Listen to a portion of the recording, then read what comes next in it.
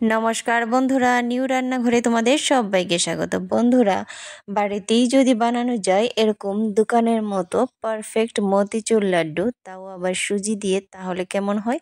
হ্যাঁ বন্ধুরা, এ হলো সুজির মতিচুর লাড্ডু, তাও আবার বাড়িতে খুব সহজে, খুব অল্প উপকরণে। তো দেখো বন্ধুরা, পুরো ভিডিওটা আমার সঙ্গে থাকো। তো বন্ধুরা, সুজির মতিচুর বা লাড্ডু বানানোর জন্য এখানে আমি নিয়েছি 1 বাটি সুজি, আর এখানে নিয়েছি 1 বাটি দুধ। তো যে বাটির মাপ করে আমি 1 বাটি সুজি নিয়েছিলাম, সে বাটিরই মাপ করে 1 বাটি দুধ আমি এখানে নিয়েছি। আর সুজি সাথে দুধটাকে খুব ভালো করে মিশিয়ে নেব।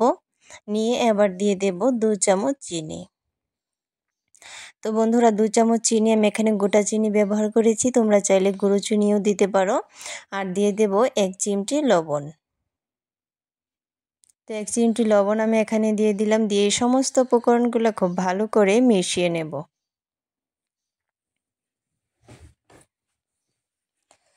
তো দেখো বন্ধুরা, এই সুজির এই ব্যাটারটাকে আমি খুব ভালো করে মিশিয়ে আবার 10 মিনিটের জন্য রেস্টে রেখে দেব। তো চলো 10 মিনিটের জন্য এটাকে রেস্টে রেখে দিই। ফিরে আসছি 10 মিনিট পর। তো বন্ধুরা, 10 মিনিট পর আবারও ফিরে আসলাম।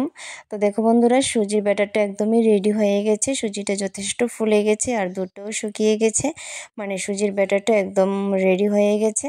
তো এবার এটাকে খুব ভালো করে আবারও নাড়াচাড়া করে নেব।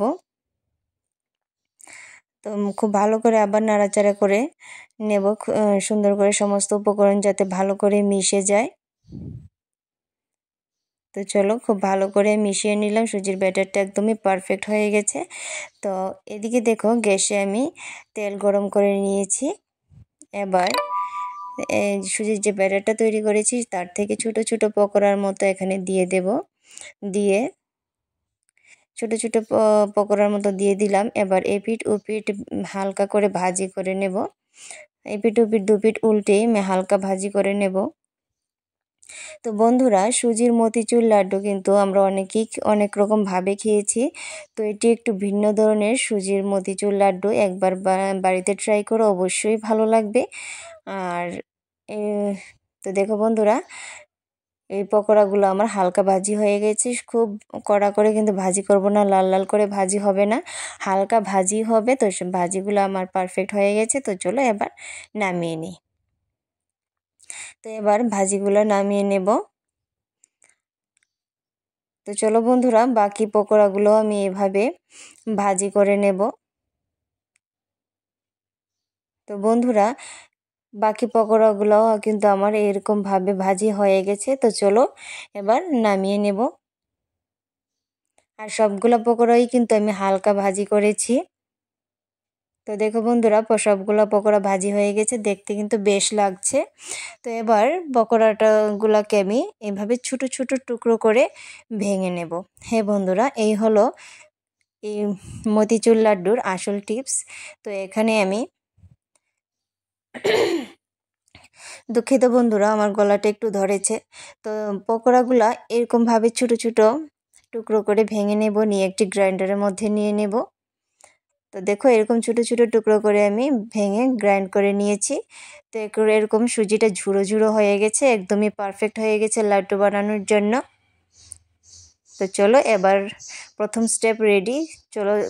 চলে যাই দ্বিতীয় স্টেপে। তো বন্ধুরা, এখানে দেখো, গ্যাসে আমি একটি কড়া বসিয়ে দিলাম, তার মধ্যে দিয়ে দিলাম 1 বাটি চিনি, আর দিয়ে দেব 1 বাটি জল। তো বন্ধুরা, যে বাটির মাপ করে আমি সুজি দিয়েছি সে বাটির মাপ করেই কিন্তু দুধ দিয়েছি, সে বাটির মাপ করে আমি চিনি দিয়েছি আর জলও দিয়েছি। তার মানে সমস্ত পরিমাপগুলো আমার সমান থাকবে। তো দেখো, এবার চিনিটাকে আমি একটু ভালো করে জাল করে নেব। যতক্ষণ না পর্যন্ত চিনিটা একটু চিটচিটে ভাব হয়ে যাচ্ছে ততক্ষণ কিন্তু জাল করে নেব। তো বন্ধুরা, অনেকক্ষণ আমি চিনিটাকে জাল করে নিয়েছি। তো এবার চিনিটা কিন্তু আমার চিটচিটে ভাব হয়ে গেছে, এই দেখো। তো এবার চিনির জালটা আমার পারফেক্ট হয়ে গেছে। তো এর মধ্যে আমি এবার দিয়ে দেব সামান্য পরিমাণ একটুখানি পিঙ্ক ফুড কালার। তো ফুড কালার আমি এখানে ইউজ করলাম। ফুড কালার ব্যবহারটা কিন্তু একদমই অপশনাল, তোমরা চাইলে দিতে পারো, না চাইলে নাও দিতে পারো। আমি এখানে পিঙ্ক কালারটা দিলাম, তোমরা চাইলে অন্য ফুড কালারও দিতে পারো।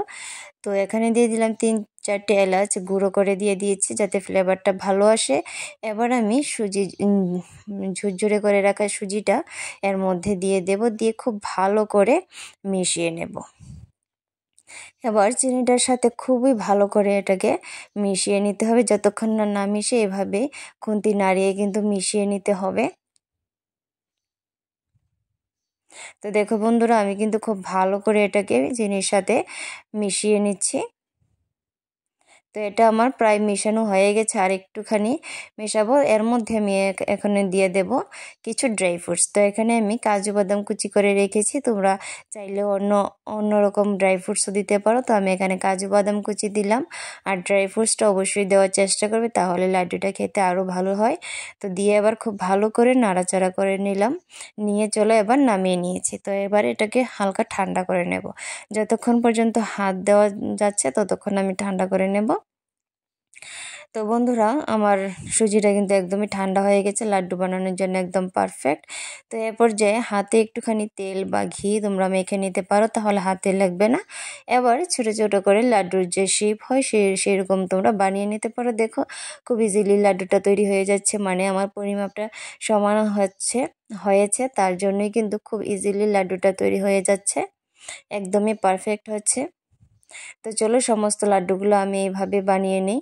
তো দেখো বন্ধুরা, সুজির মতিচুর লাড্ডু বানানো কিন্তু একদমই ইজি, খুব সহজেই বাড়িতে বানানো যায় এবং খেতে কিন্তু অবশ্যই সুস্বাদু, তোমরা সেটা দেখেই বুঝতে পারছো।